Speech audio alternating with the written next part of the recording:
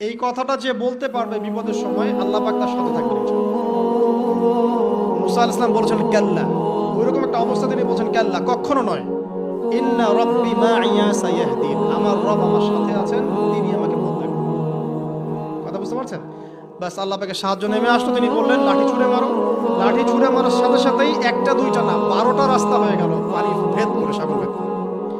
আর এই 12টা রাস্তা দিয়ে, এটা কোনো গান গল্প নয়, 12টা রাস্তা দিয়ে বনু ইসরাইলের 12টা দল চলে গেল, পার হয়ে গেল। আর ফেরাউন এটা অবাক হয়ে দেখছে। এক পর্যায়ে সেও সিদ্ধান্ত নিল যে আমিও আমার পিছনে যাব। এই যে সে নামলো লোহিত সাগরের সাথে সাথে পানি আবার আগের জায়গায়। এক মুহূর্তের মধ্যে, মানে এক দিনে পুরো ফেরাউন এবং ফেরাউনের যত সেনাবাহিনী আছে একদিনের মধ্যেই শেষ, পৃথিবী থেকে চিরবিদায়।